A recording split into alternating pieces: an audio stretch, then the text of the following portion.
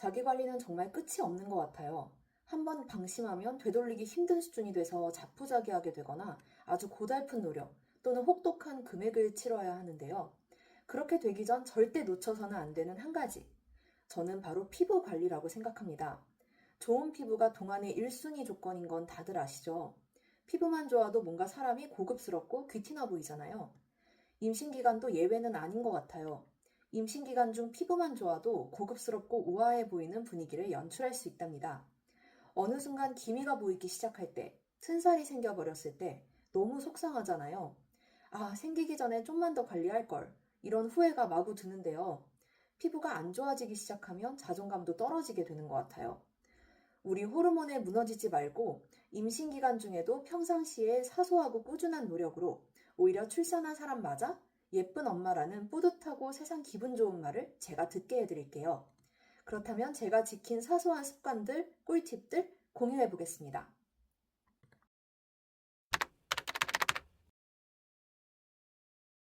기미와 피부 탄력이 가장 많은 고민이실 수 있을 것 같아 우선 선크림 이야기부터 해보겠습니다. 임신 중 선크림 바를지 말지 고민이실 텐데요. 결론적으로 임신 중에는 평소보다 더 민감해질 수 있고 색소 침착도 심해질 수 있기 때문에 평소보다 자외선 차단을 제대로 해주시는 것이 필수적이에요. 실내에 계실 때도 창가로 들어오는 햇빛을 피해서 생활하시는 걸 추천드리고요. 얇은 가디건 등 살 안타템들을 장착하시는 걸 추천드립니다. 밖에 나가실 때는 잠깐의 외출이어도 선크림 꼭 바르고 나가세요. 저는 적어도 선크림은 까먹지 않기 위해서 현관과 차에 선크림을 두고 다녀요.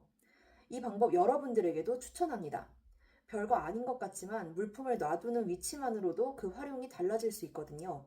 저는 물건의 제 위치란 그 물건이 가장 쉽고 간편하게 잘 활용될 수 있는 곳이라고 생각해서 선크림은 밖에 나가는 것과 가장 관련된 곳에 두는 편입니다. 밖에 나간다고 생각하면 현관과 자동차를 통해 나갈 수밖에 없으니 두 곳에 안착해 두었어요. 화장대에 두는 것보다 화장 잘 안 하시는 분들도 바쁘신 분들도 후딱 바르고 관리하기 좋아요. 제가 쓰는 건 유무기 혼합자차라 유기자차처럼 30분 전에 발라야 효과가 있거나 하지 않고 바르고 바로 나가도 자외선 차단이 됩니다. 특히 손과 목에도 꼼꼼히 발라주세요.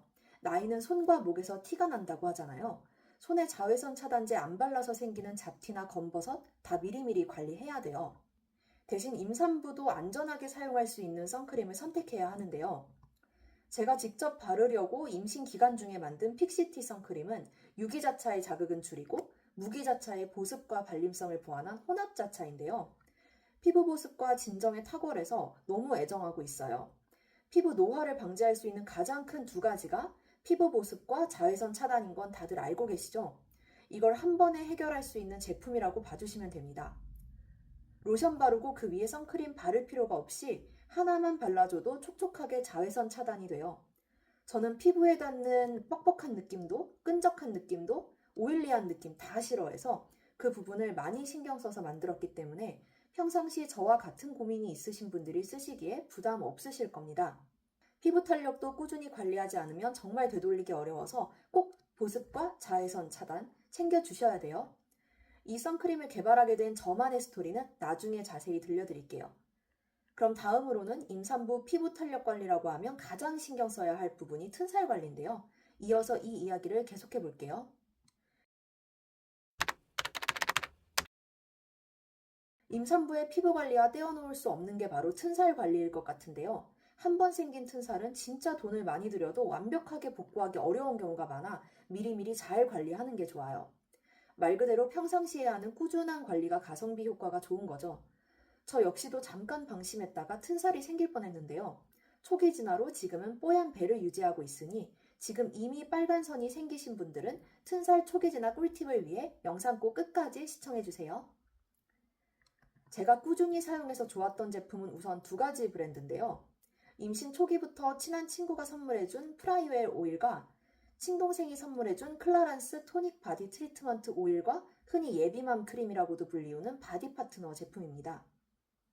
사실 임신 초기에는 배가 거의 나오지 않아서 얼마나 효과가 있을지 반신반의했는데 그래도 미리부터 발라둬야 예방이 된다고 해서 일단 프라이웰 오일을 꾸준히 사용했습니다. 이 브랜드는 독일 제품인데 안젤리나 졸리도 임신 당시 직접 사용했다고 해서 괜히 더 신뢰가 갔는데요. 제가 워낙 몸에 로션 바르고 하는 걸 귀찮아하는 성격인데 오일은 물기가 남아있는 상태에서 쓱쓱 발라줄 수 있어 너무 편했습니다. 임신 전에는 튼살 오일이나 크림이라고 하면 배에만 바른다고 생각을 했었는데요. 막상 임신을 하면 배만 나오는 것이 아니라 가슴, 엉덩이, 허벅지 등 전신에 지방이 붙고 피부가 건조해질 수 있어 예방 차원에서 전신에 발라줬어요. 이걸 다 쓴 이후에는 좀 더 배가 불러오기 시작해서 클라란스에서 튼살 관리로 유명한 토닉 바디 트리트먼트 오일과 예비맘 크림인 바디 파트너 제품을 함께 사용했는데요. 오일은 샤워하고 나오면 물기가 있는 상태에서 바로 바르고 크림은 밤에 자기 전에 발랐습니다. 배가 점점 불러오면 튼살 크림 바르기가 힘들다는 분들이 많으신데 저도 배가 점점 불러오면서부터는 전신 거울 앞에서 거울을 보며 잘 보이지 않는 아랫배 부분까지 잘 발라줬어요. 임신 초기 때부터 튼살 예방을 위해 배, 가슴, 허벅지 등 거의 전신에 튼살 오일을 발랐다고 말씀드렸는데 저 같은 경우에는 임신 중기를 지나 후기로 가면서도 배를 제외한 다른 부위는 큰 사이즈 변화가 없었기 때문에 임신 후기에 들어서면서부터는 배 부위만 집중적으로 발라줬습니다. 클라란스 오일과 크림, 이 두 가지 조합으로 쭉 가면서 막달까지 튼살이 안 생겨서 안심하고 있었는데 정말 거짓말같이 출산 예정일 열흘 정도 앞두고 갑자기 배에 빨간색 선이 생겼어요. 바로 전날까지만 해도 없었는데 갑자기 배 부위가 가렵더니 빨간 선이 보이기 시작해서 검색을 열심히 해봤죠. 보통 튼살이 가렵다가 빨간 선이 올라오는 걸로 시작된다고 하더라고요. 짧은 시간 안에 걷잡을 수 없을 만큼 진행이 되기도 했다는 후기들을 보고 너무 놀라서 그때부터 하루에 5번씩 크림과 오일을 덧발라줬습니다. 부랴부랴 쿠팡에서 복부 팩까지 주문했는데요.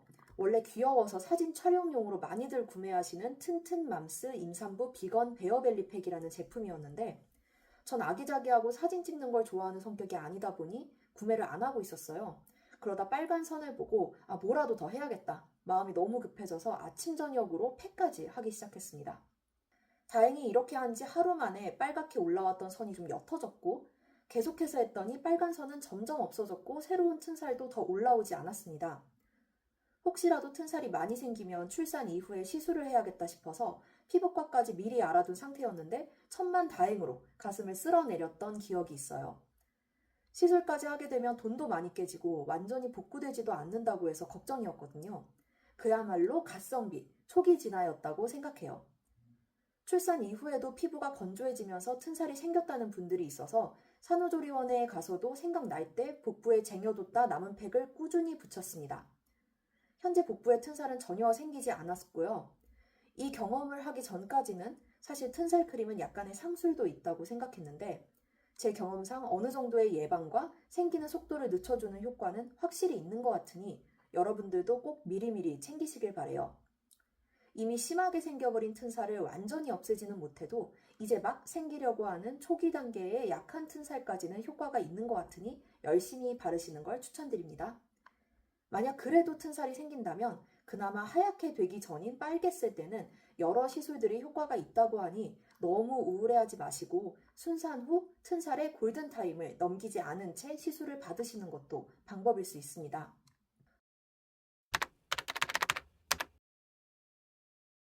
저는 임신 소식을 알게 되자마자 기존 화장품을 계속 써도 될지에 대한 고민을 했어요. 임신 기간 동안 호르몬 변화로 피부가 평소와 다른 반응을 보이기도 할 거고 더욱 예민해져 있기도 하고 무엇보다 뱃속의 태아한테도 괜찮아야 할 텐데 이런 3가지 걱정이 있었는데요. 결론적으로 태아에게 영향을 줄 수 있다고 알려져 있는 특정 성분들이 포함되지 않은 화장품이라면 계속 사용해도 괜찮다고 합니다. 화장품의 경우 경구로 섭취하는 것이 아닌 피부에 소량만 바르는 것이기 때문에 태아에게 큰 영향은 미치지 않는다고 생각하실 수도 있겠지만 저처럼 걱정이 많으신 분들, 리스크를 확실하게 줄이고 싶으신 분들이라면 제가 다음부터 소개해드리는 성분들이 포함된 화장품은 되도록 임신 중에는 사용하지 않으시는 것이 좋을 것 같습니다. 첫째, 레티노이드는 피부 노화 방지에 탁월하지만 임신 중에는 피해야 합니다. 저도 임신 중에 엄마가 주름에 확실히 효과가 있으면서 너무 좋다고 주신 화장품 성분을 확인해 봤더니 레티놀이 함유되어 있더라고요. 그래서 이 제품은 사용하지 않았었는데요. 주로 기능성 화장품을 사용하실 때 해당 성분이 들어있을 가능성이 높으니 더 꼼꼼하게 성분 확인 후 사용하세요. 둘째, 살리실산과 같은 베타 하이드록시산, 벤조일퍼옥사이드는 여드름 치료에 효과적이지만 고용량 사용 시 태아에게 영향을 줄 수 있습니다. 셋째, 포름알데히드와 파라벤 같은 방부제도 피하는 것이 좋습니다. 이외에도 에센셜 오일, 특히 로즈마리, 세이지, 자스민 등의 오일은 자궁 수축을 유발할 수 있으므로 주의가 필요합니다. 저도 자스민 향을 참 좋아해서 임신 전에는 자스민 오일을 대용량으로 구매해서 사용했었는데요. 임신한 후에는 남편한테 쓰라고 줬어요. 이 영상을 보신 분들께서는 지금 당장 화장대로 가셔서 화해 어플이나 성분표를 보시고 사용하시는 화장품에 말씀드린 성분들이 있다면 임신 기간만큼은 다른 화장품을 쓰시는 걸 추천해 드립니다. 저는 화해 어플에서 기존에 쓰던 화장품들의 성분을 확인해 봤는데 피해야 할 성분이 함유되어 있지는 않아서 임신 기간 중에도 그대로 쭉 잘 썼습니다.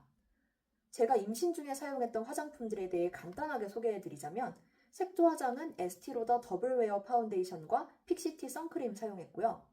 기초 화장은 구달 비타민C 토너 패드와 에스티로더 갈색병을 주로 사용했어요. 이제 와서 보니 보습에도 좋은 선크림과 비타민C 토너 패드가 임신 기간 중에도 기미나 색소 침착이 생기지 않게 한 공이 크지 않을까 하는 생각도 드네요. 임신 중에는 화장품의 성분표를 꼼꼼하게 확인하고 안전한 제품을 선택하는 것이 중요합니다. 아무리 좋은 화장품도 내 피부에 안 맞으면 소용이 없는데 개인적으로 평상시 나와 잘 맞았다면 무리해서 바꿀 필요는 없다고 생각해요. 오히려 내 피부와의 궁합이 확인된 것들이니까요. 그래도 임신 중에는 각종 알러지 반응이나 트러블이 더 많이 올라올 수 있으니 잘 쓰시던 화장품이라도 안 맞는 증상이 보인다면 더 순한 화장품으로 바꾸시는 것을 추천드립니다. 추가적으로 기존에 내가 쓰던 화장품이 앞서 말씀드린 성분을 포함하고 있어 새로운 화장품으로 바꾸고 싶으실 때는 먼저 손등이나 목에 테스트 해보시고 알러지 반응이 없는지 확인 후에 바르시면 좋을 것 같아요. 오늘은 제가 임신 중 피부 관리를 하면서 들었던 고민들과 유용했던 방법들을 함께 나누어 보았는데요. 조금이나마 도움이 되셨다면 좋아요와 구독 부탁드립니다. 여러분들이 임신, 출산, 육아 중에도 아름다움과 건강을 유지할 수 있도록 올바른 정보와 저만의 임상실험 결과 열심히 공유드리겠습니다. 그럼 다음 영상에서는 임신 중 자기관리의 또 다른 양대산맥, 식단과 운동편으로 찾아뵙겠습니다. 감사합니다.